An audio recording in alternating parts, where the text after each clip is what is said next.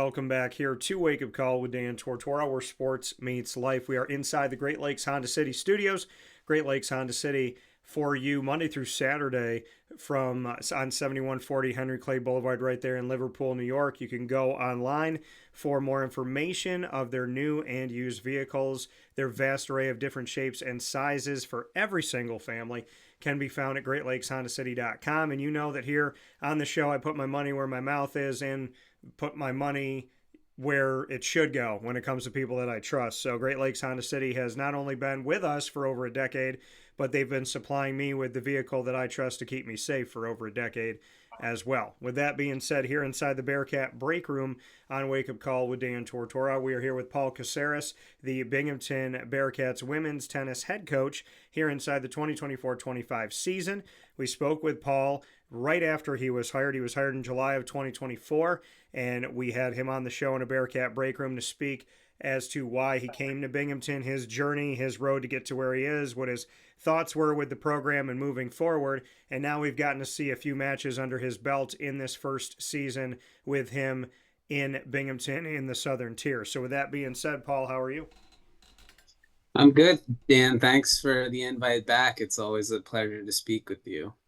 Yeah, it's been an honor, for me to be able to welcome you in and to have that. Feels like it happened forever ago. And in my head, I'm like, is it really just, going into this first season, so to speak? Because it feels like forever. And you think back like, oh, no, like he's been there for a while. And I'm like, no, this is year one. So for Right. you, has it felt like forever, July 2024? Or did it just kind of fly by in your world because of some things we were talking about off the air about like when you kind of hit the ground, time just flies? I mean, what's the last, I should say, half a year and change been like for you? Time has definitely flown by. It's been very busy, but um, it's been good so far.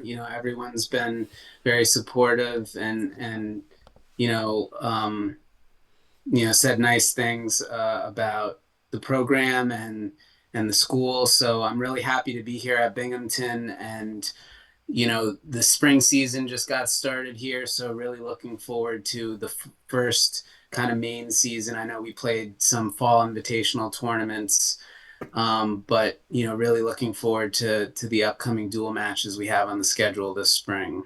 Yeah, when we look at the overall record, it doesn't reflect those invitational tournaments. For those that don't know, to kind of just, take the cake of tennis, so to speak, and pull apart the layers here, why do these invitationals not count? One, and two, if they don't count towards your overall record, why are they so important for you to make sure that you have them? Yeah, so the fall, even though it's not our main season, it's pretty important because the main purpose, the way I see it, is the fall season is to prepare us for the spring. So the spring is when we play all our head-to-head matches against other schools. Yeah. But the fall is a great opportunity to really prepare for the spring, because once you're in the spring season, obviously you're practicing and you're getting ready for matches week in and week out. But the fall, you have some time to sort of figure out doubles lineups and kind of get to know your team. Obviously, me as a new head coach, getting to know everyone, but even for returning coaches, just their new recruits from that year, getting them acclimated to the rest of the team. So it's a great time to prepare. And as you mentioned, the fall invitationals and sometimes we play matches as well in the fall, really help to prepare for the main season in the spring. So when you look back at those invitationals, like you said, being a new head coach for the Binghamton Bearcats women's tennis team, so these are your first experiences with the squad as their leader. You had the Bill and Sandra Moore Invitational in Annapolis, Maryland, which was hosted by Navy. You had in Canton, New York, hosted by St. Lawrence, the St. Lawrence Invitational. Then Binghamton played host to the NateRentals.com NEC Invitational, which was back September 20th to the 22nd. And then you Mhm. did have a match against St. Francis. And then we had the ITA New England regional, and that was all in 2024 in the fall before we jumped into the spring. So when we go back and look at those invitationals plus that one match against St. Francis head to head, what did Mhm. you learn about your team when you were in Annapolis, in Canton, at home, and then for the ITA out in Cambridge, Massachusetts? So, um, we learned a lot, like I mentioned before. A lot of those invitationals had doubles as well as singles. So, trying different combinations, different pairings. Um, got to see a lot of the team in action in both singles and doubles at those tournaments. So, it's a great learning experience for both the players and myself as a coach, getting to see them play in action. So, it was a great experience, at all those competitions that you mentioned, and especially against St. Francis, who's in our conference, wanted to play them in the fall to kind of feel them out because we knew we were going to see them again this spring. So, each tournament that you mentioned is kind of unique and different, but at the end of the day, it's all about, like I said, learning the other schools, and then our own internal kind of data between doubles and singles. It's great across the board. And for you as a new head coach for this team, from the Bill and Sandra Moore Invitational, which was your first trip out with the team in Annapolis, Maryland, to the ITA New England Regional, which ended 2024 for you as the fall part of the season before you went into the spring. From that first one in at Navy to the Mhm. ITA in Cambridge, Massachusetts, what Mhm. were identifiers, like notable things you saw, be it singles or be it doubles, from the first invitational to the last one that you had, when you had, because obviously after that you had time to sit back and watch film and look at everything. So from the first to the last before the new year, what did you take away from singles and doubles as far as specific things that you could really kind of pick apart and utilize in your coaching in the new year? Mhm. Well, from the first tournament at the Navy Invitational, what's great about the formatting of that is they break it up into different flights based on kind of level. And right off the bat, like with my team, um, I remember, we actually were still competing on the last day because one of my players, granted it was a lower flight, but still they made the finals of their respective flight. So, right off the bat, getting to see, some of the players advance to the later rounds right off the bat at Navy was great. Um, on the last day, we just had one player make the final of their respective flight, but I was able to be there for the entire match to kind of coach her through that, which was great because earlier in the earlier rounds you have multiple players playing at the same time on different courts. So obviously I'm one person, I can only be at one place at one time. So Right. kind of having to run around to the different courts, to see the players if they're playing at the same time. But at the Navy invite, getting to see my player Val play in her final for the entire duration of that match was great. So that was kind of an encouraging takeaway right off the bat from that first tournament. And then at the NEC Invitational that we hosted, one of our doubles teams who played in the top flight actually finished in third overall in the entire A flight of that tournament. So that was a great accomplishment. And also one of the players on that team, again struggling with chronic injuries, was forced to serve underhand during that. So even despite serving underhand, you know, finishing third in the top flight, I think was a great accomplishment. And then fast forwarding all the way to the ITA regionals, um, very tough competition. The best of the best playing that from other schools. But one of my players um, had a win against Brown, a player from Brown, and Brown's a nationally ranked team. So again, granted, it was in a consolation. It was a consolation match, but still, great tennis, great win for her. So I was really happy to come away with a big win like that at the ITA regional tournament.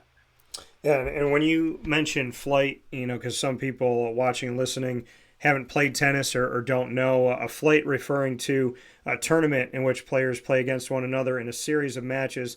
So, not necessarily single elimination because there's more than one match. We can have at least two rounds in a flight and whatnot. Just to go a little bit deeper into when you say flight, what you mean to somebody that's sitting here saying, Paul, I've been out for fun on a tennis court, and I'm just happy if I can get it over the net. Yeah, so again, each tournament kind of does it differently, but just as an example, so like A flight would be the best players from each school. They're grouped in the A flight. Then second best would be like B flight, C flight, and so on. So they do that to kind of make the matches competitive, which I think is good because you don't want to have, like, let's just say an A flight player playing against a D type player. Then the match is going to be lopsided. So they try and do their best to group players by level according to flight. So like I said, for example, there would be like an A flight, B flight, C flight, going up to sometimes like an E flight. So it's just a way to keep the groupings of players together in terms of level.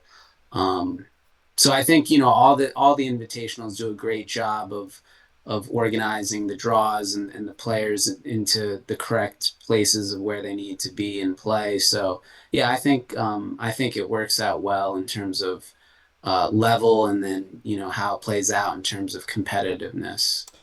Is it harder for them to do, say that they don't, maybe a new student athlete to a team comes in, it's the first invitational of the year? How do they gauge that? Like if they're looking at statistics and history and whatnot to kind of gauge who's an A flight, who's a B flight, who's C, and so on. If it's a Mhm. new player, Right. how do they determine where to put them? That's a good question. So, uh, something new that actually they've just been doing recently, I think this might even be the first year. Um, so the tournament organizers go by what's called a WTN, or World Tennis Number. Okay. And so even players who have never played a college match before, most of them have played junior tournaments. And so their results are kind of in the database. So they would still have typically a WTN for singles. Now, sometimes doubles, uh, players, new recruits, like just incoming freshmen, sometimes don't have a lot of doubles results because maybe the country that they're from, they don't offer a lot of doubles tournaments. Right. But for Yep. singles, typically, players have data in regards to their WTN. So that's how kind of the tournaments are figured out based on a player's WTN. So when we have that, and I want to just know, like a few years ago, one of my ex girlfriends on Long Island, she and I and her sister played on a tennis court. I think I won the majority of them. Can Is there a way to get myself a WTN score? So is there? Yes, yes. Anyone can sign up Okay. for a world tennis number, So you and then can get one, even if you're not, like, if you didn't play in high school and whatnot, because there's people that are like what, in their 30s and 40s, right? That still carry their number. So right, and also, so I know we're getting into the weeds now, and it might be a little confusing for your listeners, but also the USTA, the United States Tennis Association, has um, leagues, and they have their own rating system, but now they're combining their, like, all their data from like USTA. They're also like combining it with the world tennis number. So for example, if you play USTA leagues, they work with the WTN. So everyone who plays leagues has a WTN as well, that goes along with just league matches as well. So it's not just for college players or tournament players, but anyone who plays tennis. If you play leagues now, it's WTN is being incorporated in there as well. So it's kind of all becoming uniform and standard across the board. I feel like if I had an official there, I was almost undefeated. So, what is a good WTN score? Like to where we're, I mean, to kind of just paint the picture for people here. I've spoken with individuals that are ranked in top 40 of a certain age group and whatnot. But Mhm. a good WTN score would be what? And is it separated by age, or is there an overall, like, do you have it like, okay, by age this is the 10th best person from here to here, or do we just have this is your score in the world? Yes, so it's not separated by age. It's Okay. this is your score no matter, whether you're a young player, older player, it's just one scale. And it's a little counterintuitive, but the better the player, the lower your WTN. So like the pros have really low WTNs, like, it starts at, very low numbers and then it goes up from there. So the main takeaway from WTN is that the lower the number, the better the player. And so as you go up in number, the level kind of gets a little bit lower and lower. So you'll have rec players, who with, they could have WTNs in the 30s, 40s, college players, in the 20s, pros, in the teens, single digits. So, it kind of is a scale, but the main takeaway, like I said, is the lower the number, the better the player. So if everybody that plays, right, regardless of college, pro, if you're in a rec Mhm. league and whatnot, if and we will spin back to what's going on in the season, I promise. I just find this really interesting because I've had plenty of tennis conversations, but I've never had this one. And so Mhm. I find it to be really cool and interesting. Can anyone have the same WTN, or is like there only one person that is ranked 10? I mean, it can, how does that work? Is it like a handicap in golf, or is it like there's one person that has this number? So uh, there can be the same player with the same number, but actually the WTN is actually not a whole number, like it's actually Okay. a decimal rating as well. So you could have a WTN of like 20, 22.2, 22.3, 22.8. So like there's, it's kind of, yeah, and you can have the same player, player A with a 22.3, player B with a 22.3, but it's not just one whole number. There's decimals involved. So, it's pretty specific, but um but yeah. And there's a WTN for a separate WTN for singles, Mm. and then same player would have a different usually WTN for doubles. So typically you don't see a lot of exactly the same WTNs, but it could happen. Will you share yours?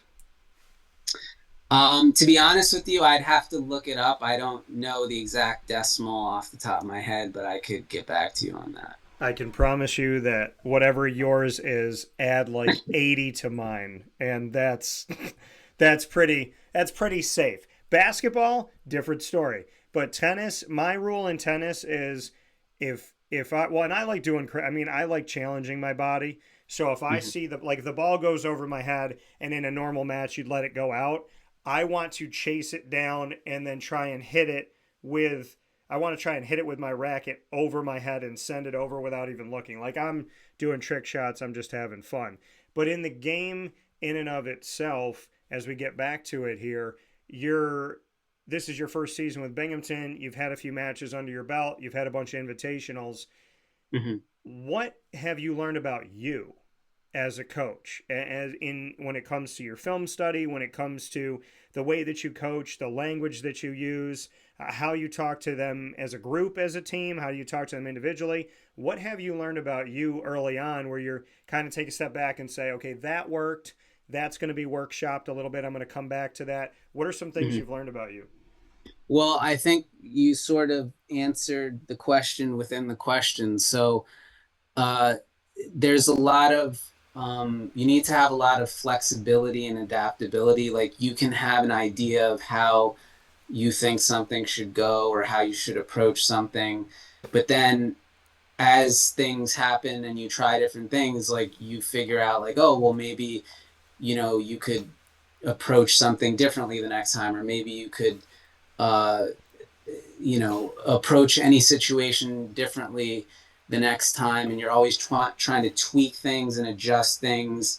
And because at the end of the day, obviously you want your team to improve and you want to get better as the season goes on as a team, ideally get better so you end the season a lot stronger than when you started the season. Right. But same thing as a coach, like you're always learning, you're always figuring out what works best, what maybe didn't work so well. There's always areas to improve, from a coaching standpoint as well. So just figuring out those details as you kind of go along and figure things out. Um, so yeah, definitely learning every day and trying to improve from not only a tennis standpoint, but just, like you said, from a sort of management standpoint as well. And looking at the schedule as you learn and you grow here with Paul Caceres, the head coach of the Binghamton Bearcats women's tennis team in his first season with the team 2024-25 here on Wake Up Call with Dan Tortora in our exclusive multimedia marketing partnership, this being a Bearcat Breakroom inside the Great Lakes Honda City studios. I'm looking at the schedule right now, and we're going to get to the matches that we just had in the new year, but Mm-hmm. I'm loving the fact that at the time that we're talking here, you have a lot of home matches. You have three in a row. So you have Sunday, February 16th against Stonehill, which is in Mm-hmm. conference in the NEC. You have Mm-hmm. February 21st, a Friday against Ithaca. February Mm-hmm. 22nd, a Saturday against St. Bonnie's. And then you're on the road at Delaware State in Dover, Delaware. And then back at home for NJIT on a Sunday, March 2nd in Binghamton. And then you host Lemoyne, who you just went up against on the road after facing Marist before you head on the road for a bunch of matches here and then back home for FDU. So, just what you could say about that piece of it, that element of it, that here in the new year, we have seen you home once against St. Francis, and we're Mm-hmm. about to see you home for 4 out of the next 5 matches, which to me, I would imagine is huge for your team. Yes, so definitely it's great to play at home. We have a great facility here in Binghamton, and we have people that come out to our matches and support us, which we're really happy and grateful for that. And so if anyone's listening right now and you want to come out and support us, we always appreciate anyone who comes out to watch our matches. I know the players feed off that energy from the crowd, and they really like the support. So yeah, it's great to play at home, and we're looking forward to all those home matches that you mentioned coming up. And we have 3 that you've been in already here in the new year in this 2024-25 season. Face Lemoyne in Syracuse, just an hour north. We're home for St. Francis and on the road for RIT. I've known Jeff Lonzak for a while, the head coach of men's and women's tennis at Lemoyne. What was Mm-hmm. that match like for you? Because up until that point, and including the St. Francis match after, before we saw the first victory against RIT, the closest match that you played when it comes to the ones that are head to head with a school is that Lemoyne on January 31st. So, what did you take away from going up to Syracuse? So I definitely felt like we were in that match and had opportunities in that match. Um, I do like the fact that we are going to be playing them again, as you mentioned, later on in the season at home. So I really like our chances for that match. And um, it was the first match of the season. As I mentioned, our team has been battling some injuries, so Yeah. hopefully when we play them again, we'll be a little bit healthier. Obviously, we should be more prepared, given that we've played them once already. So really looking forward to playing Lemoyne again at home.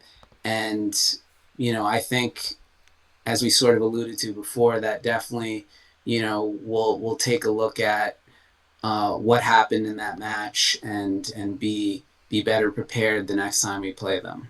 And then your first victory as the head coach for Binghamton University's women's tennis team came most recently to our conversation time here, and that's taking down RIT 6-1.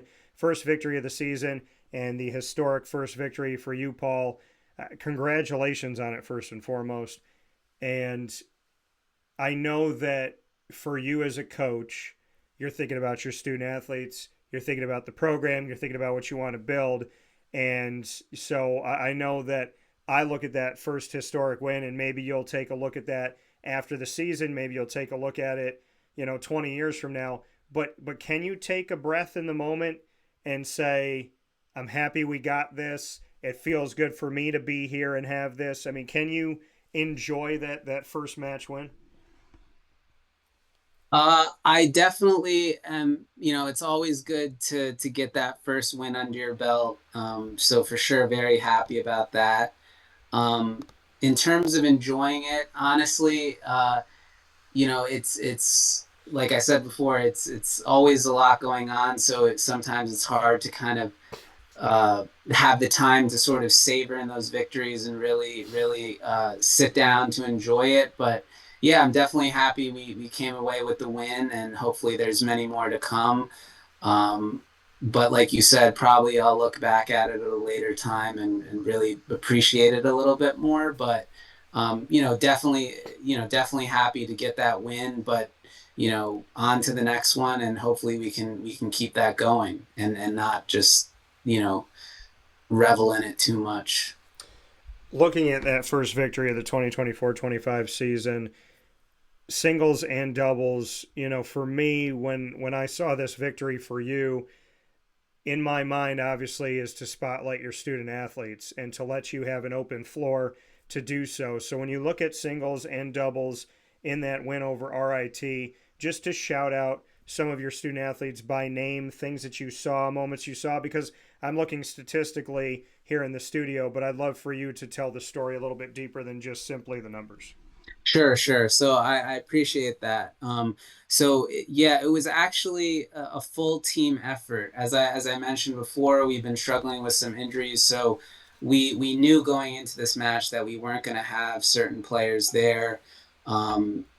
So as I mentioned before, the players that did play, definitely stepped up. And I told them, I said, even after the doubles, I said we might make some changes going into the singles portion of the match. So I said, for the players at the bottom of the lineup, I said, be ready to go, because we might need you. And sure enough, that happened. So Lauren played doubles with a different partner because her normal partner was not there. So and then after the doubles, it was decided for injury purposes to not have her play in the singles portion of it. So really grateful that Clara, who normally plays lower in the lineup, she stepped up at the number one spot against a tough opponent. So we had Katerina play second singles. We had Samantha play third singles, Nadia play fourth singles, Kayla played fifth singles, and Julia played sixth singles. So at the bottom of my lineup, we had, two freshmen in there to help us with that first victory.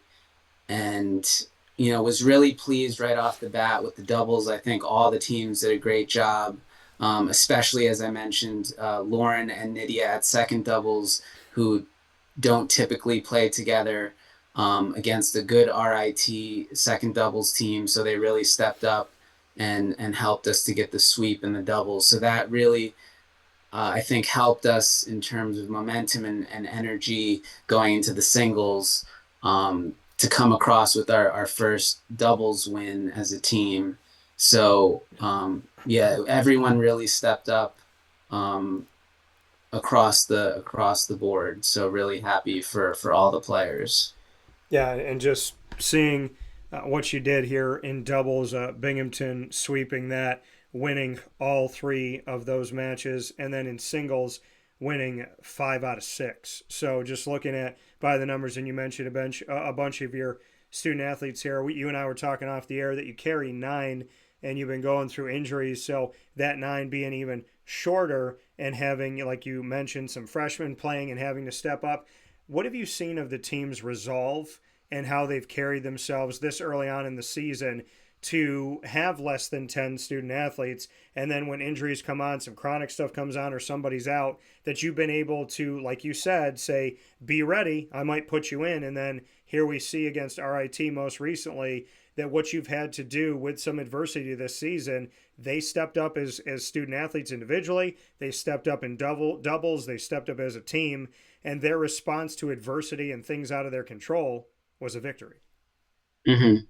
Yeah, so it's never easy, and I think, you know, having had this sort of experience in our first couple of matches, to be honest, it was tough at the beginning, but I think now that it's happening a little bit more, they're becoming more used to it, and increasing in their resolve and their willingness to sort of embrace the unknown at times. So I think they're getting better in that for sure, and it's definitely a life lesson as well, because in life everything doesn't go always as planned. Things come up, situations arise, and you got to be able to adapt and deal with it. So I think it's a great learning experience for everyone actually, and they're doing a better job of it as we go through our season.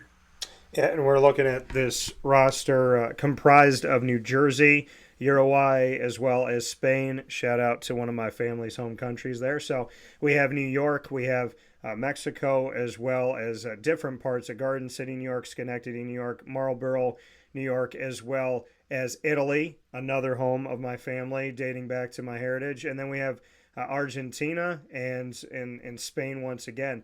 What is it like having that? And I'm going to be spoiled here a little bit and be a little bit selfish. So you have players from all over the world. You have players from inside of New York State, in the Northeast, and all around the globe. So what has that been like for you to experience that? Because it's not atypical of a tennis team in college to have overseas as well as in-state or around your area of recruitment when it comes to like a certain radius. So what is it like to kind of have all that together? And I'm also going to give a shout out to the fact that Italy and Spain are well represented on your staff. It's actually a great thing, I think, that people are from all over different places. People get to learn about different cultures and different backgrounds of their teammates. And honestly, I think it actually brings everyone closer together. And I know over the winter break that some of the players actually met up with each other. Some of the international players from other countries went to visit each other and spend some time with each other. So, that's great to see. And I really think it helps with team camaraderie and team bonding. And I think that everyone appreciates the fact that, everyone's not just from the same place, and they kind of get to experience the best of all worlds, so to speak. Yeah, it's pretty incredible. All here in upstate New York in Binghamton with this Bearcats women's tennis team. We're going to round it out with doing some rapid fire as we've done before. You get to have the first question, Paul. So, what is your question for me? For those of you that have never seen rapid fire on Wake Up Call before, we can ask each other literally anything. There is no planning, so there is no preset answer because that never happens on Wake Up Call. I don't allow it. So, Paul, what do you got for me? So I want to know, who did you predict was going to win the Super Bowl last night? I predicted, so I got 2 out of 3 things right in my prediction. So 2 out of the 3 were correct. I predicted the Eagles. I predicted the Chiefs would score 22. I did not predict right that the Eagles would have 40. I predicted 26. I thought the game would be closer, but weird score. I did predict that the Chiefs would have 22. And when people are wondering what I'm looking at, I'm looking right here. We did a bunch of prop bet things as well as gave a score when I spoke with Papa Joe. So this is what I'm looking at in my studio. And so there's DT, which is me, and then Papa Joe. So he had 27-20. I had 26-22. So correct score for the Chiefs, correct team winning, but I did not have the correct score for the Eagles because I did not think they were going to put 40 up. But yes, I did have that, and 26 is Saquon's number, so I guess it was fitting what I chose. My question back to you, Paul. Well, you asked me about the NFL's title game. Did you have a favorite commercial? So because of the match, I actually did not get to watch the match. We were actually driving back, so I did not get to see it. So you didn't get to see the game. So I guess I will change my answer here because of your drive back time. So my question would be, if you had to choose an NFL team of the 32, who do you ride with and why?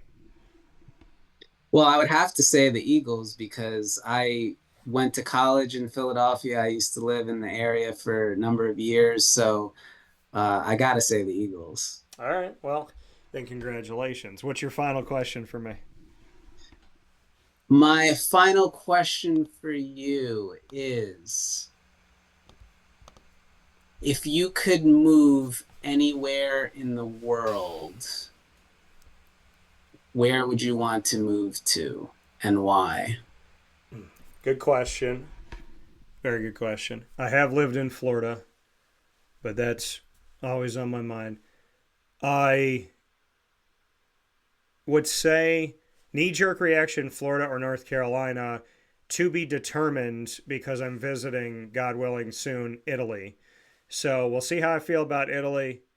I hear nothing but good things. And apparently there's a region of Italy that has my same last name. So I may return to Italy to claim the rights to that area. But it's called Tortora. And there's a mountain, there's a museum. It's beautiful from the pictures I've seen. But I would probably say Italy or Spain, but I want to be there first. And I could see myself in a place I've been. I could see myself in Florida again. Or I know my big brother wants me down there, or North Carolina. And when are you going to Italy? Italy is within the next few months. Okay. So, yeah. So I'm trying to, finally, my dad and I made a promise to each other, so we're actually going to fulfill that promise and go to Italy. So, well, I hope you enjoy. I don't think you will be disappointed. Yeah, I've been told a lot of good things about Italy. Got some family members that have been back there a bunch. And shout out to PJ and MT that have been out there. So I very much look forward to it. Looking forward to the Coliseum and a lot of different things, the Spanish Steps. So looking forward to definitely getting to see it. It's going to be hard for me to not go to Spain while I'm over there. But Italy this trip, and then we'll see about Spain next trip. Gotcha. My question back to you is, if you had to spend a weekend, I've never asked this question before. If you had to spend a weekend sleeping on the grounds of Gettysburg in a tent, like on the field where the battle happened, so you can either sleep in Gettysburg, you can sleep in an abandoned asylum, or you can sleep in, let me think here, or you could sleep in right by Area 51. Where would you pick to sleep and why? By Area 51 or in Area 51? Let's say in Area 51 to make it more fun. I would say in Area 51 for sure. Okay. Why? Yeah. Because one, no one's probably ever been there before. And like I'm just so curious, like that has always been a fascination of mine, actually, is, what goes on in there, and it's so secretive.